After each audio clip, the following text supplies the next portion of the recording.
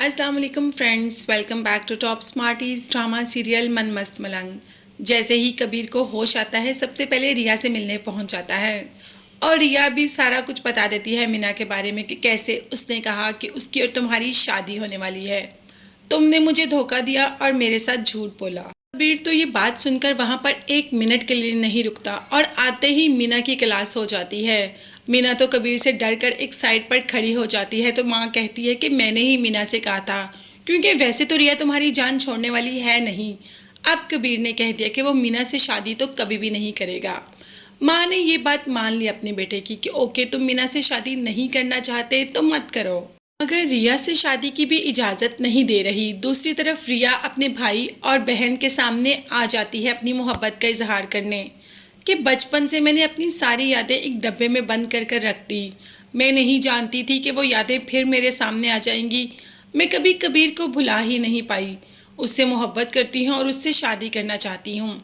अस्मा तो ये सुनकर काफ़ी गुस्से में आ जाती है और सिकंदर, जिसने कि पहली बार ये सब कुछ सुना, उसे तो यकीन ही नहीं आता, उसका बस नहीं चल रहा कि एक थप्पड़ लगा। वो ये सारी बातें बहुत ही मुश्किल से सुन और बर्दाश्त कर रहा है और उसका खुद पर बस भी नहीं चल रहा।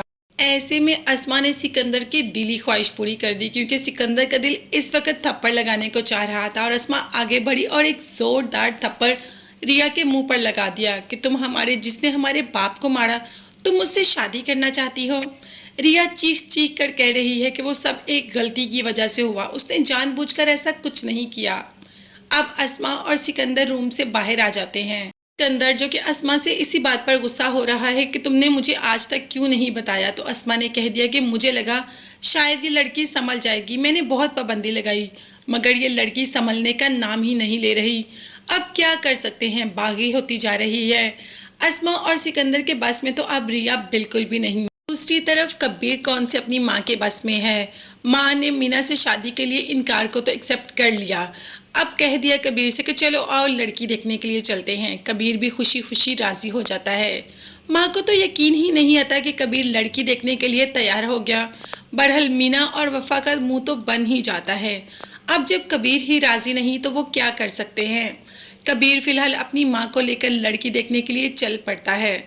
माँ बहुत खुश है कि बेटा उसकी पसंद की लड़की से शादी करने के लिए उसे देखने जा रहा है। मगर रास्ते में कबीर रिया के घर की तरफ गाड़ी को टर्न करता है। अब माँ कहती है कि ये तुम किस साइड पे जा रहे हो, तो कबीर भी कह देता है कि आपकी बहू के घर जा रहा हूँ, मगर मैं वहाँ जाना नहीं चाहती। वो लड़की तुमसे कभी भी वफा नहीं करेगी, वो तुम्हें धोखा दे देगी। मगर कबीर को अपनी मोहब्बत पर बहुत यकीन है। खैर, माँ को लेकर उनके घर पहुँच जाता है और दरवाजे पर अस्मा और सिकंदर से ही मुलाकात हो जाती है। तो सिकंदर कह देता है कि तुम्हें मेरे घर ऐसे नहीं आना चाहिए था। मगर कबीर सिकंदर की कोई बात सुनता ही नहीं और ना ही अस्मा का बना हुआ मुंह देखता है। वो तो बस रिया को आवाज़ें देना शुरू हो जाता है, रिया रिया। रिया भी जैसे ही कबीर की आवाज़ सुनती है फौरन से रूम से आती है और भाग के कबीर की तरफ आने ही लगती है कि अस्मा उसका हाथ पकड़कर उसको रोक लेती है।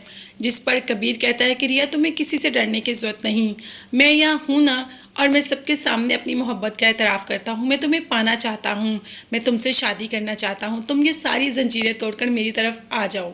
तो क्या वाकई ही रिया के सारे बंधन तोड़कर कबीर की तरफ चली जाएगी या इधर ही कबीर को छोड़कर अपने घर वालों के साथ खड़ी रहेगी? ये सब देखने और जानने के लिए चैनल को लाजमी सब्सक्राइब कीजिएगा। नेक्स्ट वीडियोस तक के लिए अल्लाह हाफिज़, bye bye and take care.